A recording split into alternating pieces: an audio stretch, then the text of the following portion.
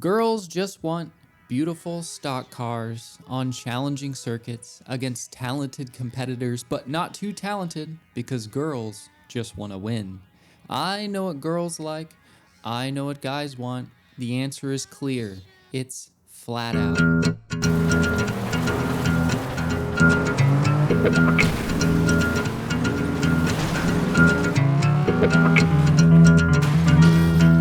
Every time I look at this driving model, it makes me want to boot up the game. This was before the standard of racing game design got all gummed up with bloated career modes, obsession with photorealism, licensed cars, and non-existent damage models. These things did all exist in bits and pieces. I mean, Gran Turismo 4 came out the same year, and surely everybody wanted to emulate their commercial success, but you could still release a fantasy racing title on all the major platforms that could technically be beaten in a day, but damn if the core gameplay wasn't just perfect. FlatOut merges rallycross style competition behind the wheel of fully fendered stock cars, so beating and banging is very much encouraged, and it all still required a rally driver's skill in car control and wreck avoidance in order to navigate its numerous treacherous courses. I don't want to say it invented a new style of racing, but it feels like it invented a new style of racing that I would die to see replicated and legitimized in real life. It's simcade in nature, but it is by no means easy. It's not a guarantee that you'll win any of the races you'll enter, even if you're something of a passionate racer like myself who plays with a wheel and a sweet first-person mod. There are a host of things that can and will get in your way, things that are definitely not fair or would be flat out dangerous in real life, but here it adds to the charm. 5 different types of courses you'll be racing on in the career mode, multiple times in multiple configurations, but the main difference comes in the type of surface you'll be racing on. The racetrack and town course types will offer a lot of high grip asphalt and are responsible for you hitting the highest speeds.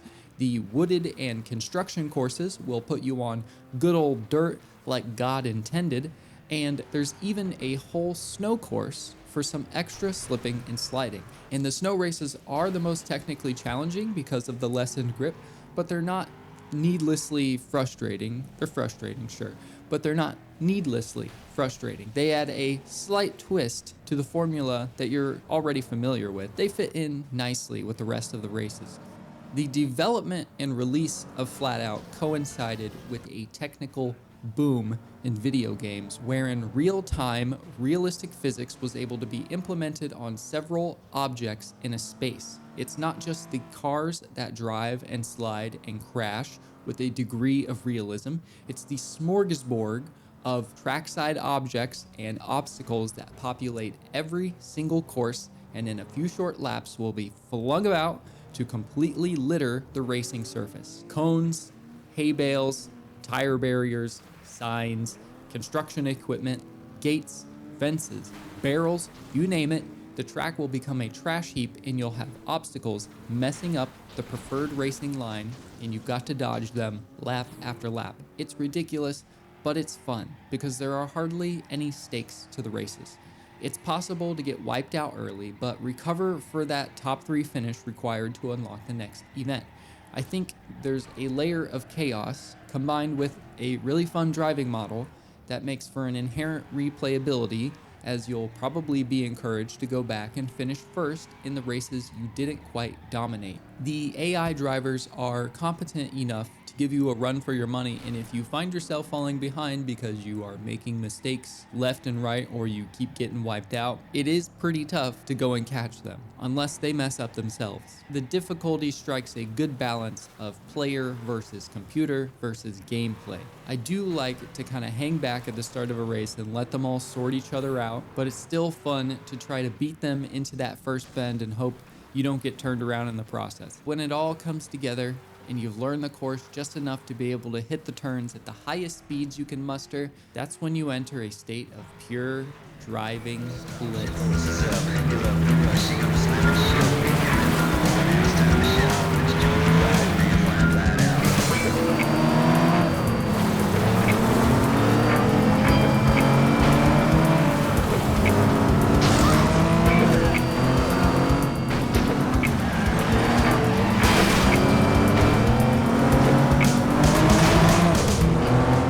the career mode, there's practically no deviation from this core gameplay, and I really like that about it because the short races are addictive. You spend 3 or 4 laps ripping around one biome, and then move on to the next one, eventually advancing to the next cup where a larger set of races awaits you with open arms. Along the way, you'll be upgrading and trading in your starter cars, but it is all very rudimentary and somewhat arbitrary feeling. The upgrades do increase your car's stats in a general sense. The only real numbers that I think you do get to see go up are like your base horsepower, but if you get a stiffer body, I don't think you really notice too much if your car deforms less. You're still gonna get your shit rocked in basically every race. It's just not that in depth. It's a mechanic that's there to make you feel like you're doing something. But I want to say you can generally get by kind of ignoring it or just railroading through it and buying the highest upgrade you can find. There's no car setups, for instance. And that's fine. It's out of focus for this kind of a racing game. But suffice it to say, at a certain point, there's no replacing your skill. Playing with a wheel will give you the most amount of control and will set you up for success on the harder, slipperier courses. I've been praising the driving model for being realistic feeling, but it's certainly not all the way there. There are points, particularly on the paved tracks, when you can just keep the pedal down and you're not being punished with a lack of traction or oversteer, but it's just subtle enough, and there are plenty of turns in which you still get to work the throttle a lot. Ultimately, that's what I'm looking for in a racer like this: throttle control. The game, though, was primarily sold on the idea of destruction.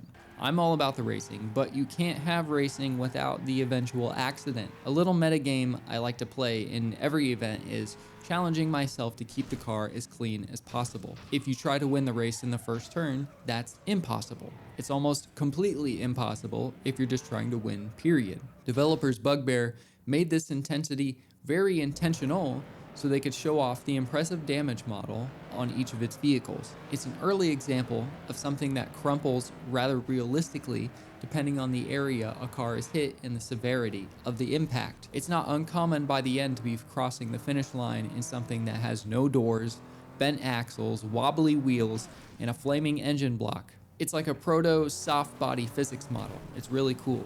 And if you happen to hit a heavy stationary object at full speed, your driver is going through the windshield. Ragdoll physics were such a godsend for video games. Now there's a large elephant in the room. FlatOut is not all about this rally/derby style racing. It's a party game. The aspect about it that everybody remembers are the special events in which the ejected Ragdoll driver is your instrument. The long jump, high jump, bowling, darts, the clown. These are all fun distractions that lend the game a lot of its personality. The hours you would spend in this space as a kid, perfecting your throws, exploring the arena, discovering the joy of watching a human body crash into things, they're priceless memories. Even if you're not very good at it like myself, it's still fun and it's satisfying when you hit that perfect launch. There are even a few special races that are more my speed because in a game like this, an oval track is a novelty, though this one is actually more of a perfect circle, so it is a novelty. There is also a figure 8 jump race, which are always fun, and a completely suicidal track where getting into a full speed head-on collision quickly becomes yet another obstacle to be avoided. To round it out, there are traditional demolition derby events for you to participate in and completely exercise your desire for destruction once and for all, killing your fellow competitors when you eject them from their cars and they skid their faces across the asphalt. It's good family fun. FlatOut is just wicked, and you can see its DNA in another series later down the road that acts more like a true sequel than what was made at the time. I think if you're a fan of Burnout, then you'll probably be a fan of FlatOut too. But if you're a fan of Oversteer, then there's nothing in the series that's better than the original. It's a classic.